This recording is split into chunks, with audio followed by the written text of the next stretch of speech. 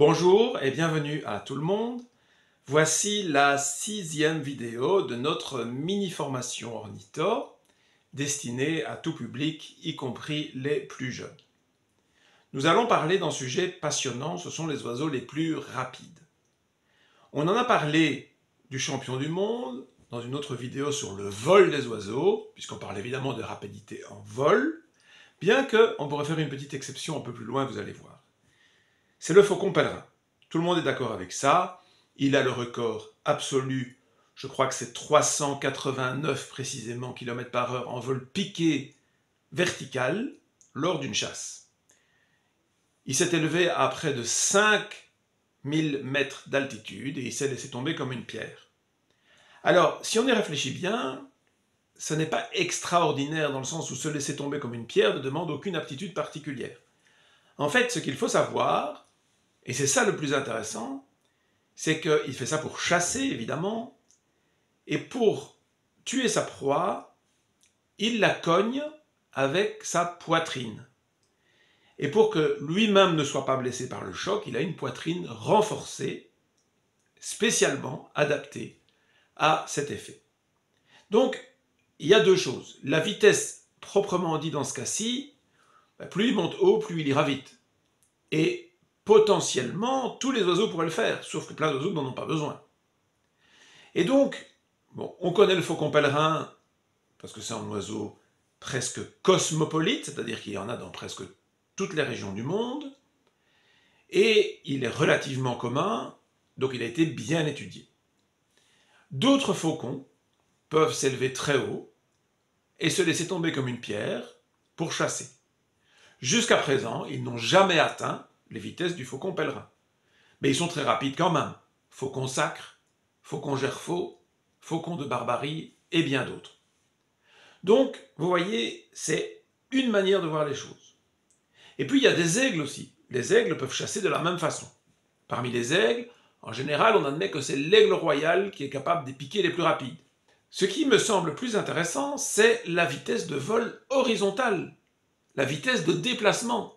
Parce que quand l'oiseau fait un piqué, il se laisse tomber pour attraper une proie, mais il ne s'est pas déplacé au sens propre du terme, il a juste perdu de l'altitude rapidement. Mais un oiseau qui part d'un point A pour aller vers un point B, à quelle vitesse il peut se déplacer? On a des chiffres également. Et ils sont impressionnants, mais évidemment, ils sont très loin des vitesses obtenues en piqué. Les oiseaux les plus rapides en vol horizontal sont les martinets, qui vont beaucoup plus vite que les hirondelles. Les hirondelles n'arrivent pas du tout aux vitesses extrêmes des martinets. Et parmi les martinets, il est généralement admis que c'est le martinet épineux qui est le plus rapide de tous. On parle de vitesse frôlant les 170 km/h. Mais encore une fois, ce n'est pas la moyenne, c'est un pic de vitesse. Notamment des oiseaux qui sont en train de nourrir activement leurs jeunes, qui font des allers-retours entre la zone de chasse et la zone où les petits attendent de leur nourriture, et pour être efficaces, ils vont très vite. Mais ils peuvent soutenir en migration des vitesses de largement plus de 100 km/h, 120, 130, en vol horizontal. Ce ne sont pas tous les martinets capables de ça. Le martinet noir peut atteindre 100 km/h, l'espèce commune en Europe, mais c'est en fait lors des parades nuptiales, lorsqu'ils font des grandes courbes, et donc ils ne sont pas vraiment en vol horizontal. Donc parmi les martinets, les plus rapides sont les espèces du genre Hirundapus, donc on classe, c'est un des sujets qui arrivera dans la formation, ne vous inquiétez pas, on regroupe les oiseaux dans des catégories taxonomiques, comme classe, ça ce sont tous les oiseaux, par exemple les mammifères, c'est une autre classe, des ordres, par exemple les passereaux, on parlera des passereaux, ou les charadriiformes, qui sont les limicoles, les mouettes, les sternes, les labes, les pingouins, tout ça, ça forme un ordre. À l'intérieur de ça, il y a des familles, par exemple les martinets, c'est une famille, les colibris, c'est une famille, les troglodytes, c'est une famille, les alouettes, c'est une famille, et au sein des familles, il y a des genres. Le martinet noir, comme beaucoup d'autres martinets, est du genre Apus. Et les martinets les plus rapides, ces grands martinets asiatiques, qui volent vraiment comme des avions de chasse, ce sont des Hirundapus. dont le martinet épineux fait partie, et parmi les hirundapus, il est considéré comme le plus rapide. Mais si on mesure bien les autres, on peut être certain qu'on arrivera à des vitesses très équivalentes. Alors, on n'a pas parlé des oiseaux qui courent, puisqu'on pense toujours aux oiseaux en vol, mais les oiseaux qui courent peuvent aller très vite. L'autruche d'Afrique, par exemple, atteint des vitesses de l'ordre de 70 km/h en courant, c'est énorme. C'est beaucoup plus rapide que les êtres humains.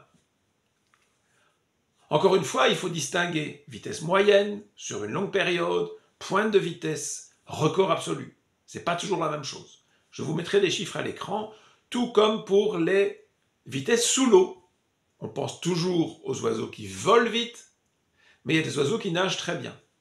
Mais nager bien, c'est pas toujours nager vite. Par exemple, les grèbes, ils sont extraordinairement bien adaptés pour aller sous l'eau, pour pêcher, mais en réalité, leur vitesse, elle se chiffre en quelques kilomètres heure, en moyenne, 5, 6, 7, et même les vitesses de pointe dépassent rarement les 10.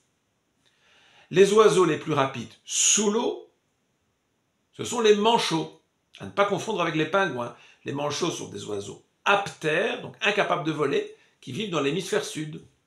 Et en fait, ils passent leur temps soit sur le bord de l'eau, dans les colonies, ou alors dans l'eau. Et eux peuvent atteindre des vitesses de l'ordre de 36-37 km/h sous l'eau.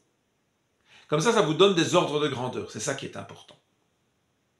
Enfin, si on cherche les records sur la durée, parce que, par exemple, en martinet qui vole à 120 km/h, il peut le faire pendant quelques heures, c'est vrai, mais ça lui demande beaucoup d'énergie. Et probablement qu'il va devoir faire des pauses, il continuera à voler, parce que ça vole tout le temps les martinets, mais où il va tourner en rond pour attraper des insectes et refaire le plein, se donner de l'énergie. En vol horizontal, quasi horizontal en moyenne, sur des très longues distances, on a par exemple des albatros. Il me semble que celui qui a le record, parce qu'il a été mesuré, c'est l'albatros à tête grise, qui a fait un vol mesuré à 127 km/h pendant 8 heures. Vous voyez, c'est beaucoup plus spectaculaire que le faucon pèlerin, mais il n'a pas dépensé tant d'énergie que ça.